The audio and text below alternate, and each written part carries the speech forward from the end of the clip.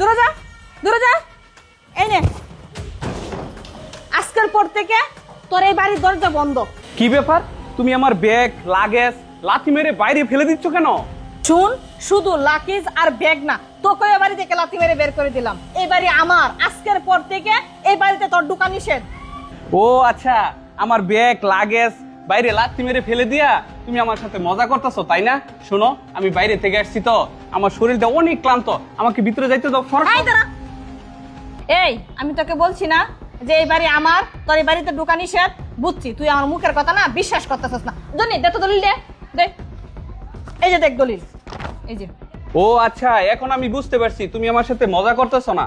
এই, তোমার হাতে দলিল কোত্থেকে আসলো? আমি তো তোমাকে বাড়ি লেখা দেই নাই, আর দলিলে কোনো সিগনেচারও করি নাই। তার মানে তুমি একটা জাল দলিল বানাইছো আর জাল একটা সিগনেচার করছো তাই না? তোমার নামে জালিয়াতির একটা মামলা দিব থানায়। আমি এখনই যাচ্ছি, আমি থানায়। এই থামেন, শুনেন আমার পুরো কথাটা। আপনার কোম্পানিতে প্রথম যেদিন চাকরি নিয়েছিলাম সেদিনই বুঝতে পারছিলাম এই যে আপনি অনেক টাকার মালিক, কোটি কোটি টাকা আছে আপনার ব্যাংকে। তাই তো বুদ্ধি করে আমার বোনকে আপনার পার্সোনাল অ্যাসিস্ট্যান্ট হিসেবে চাকরি নিয়ে দিয়েছিলাম। আমার বোন তো আমার থেকেও চালাক।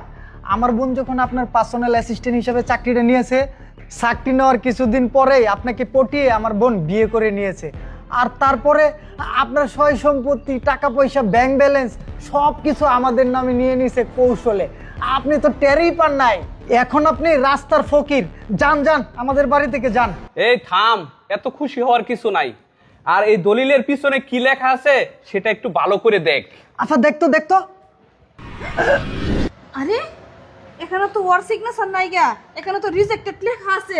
তার মানে এটা তুমি কখন করলা? এটা কখন করলাম শুন। স্যার, আমাদের ফাইলটা কমপ্লিট হয়ে গেছে গা, আপনি একটা সিগনেচার করে দেন, জরুরি ফাইলটা পাঠাতে হবে। আর স্যার, এক সিরিয়ালে সিগনেচার করবেন। আচ্ছা ঠিক আছে, আপনি একটা কাজ করেন, আমাদের ডিস্কে আর একটা ফাইল আছে, ওই ফাইলটা নিয়ে আসেন, আমি সিগনেচার করে রাখতেছি। ঠিক আছে স্যার। আচ্ছা ওকে।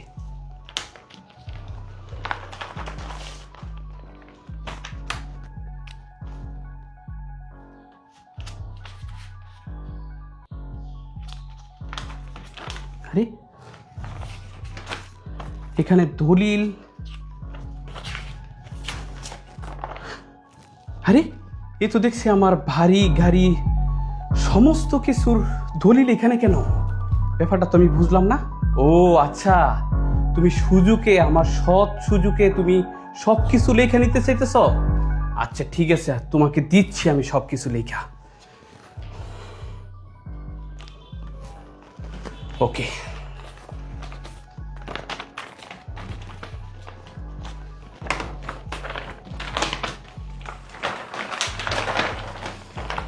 স্যার, এই যে আপনার ফাইল।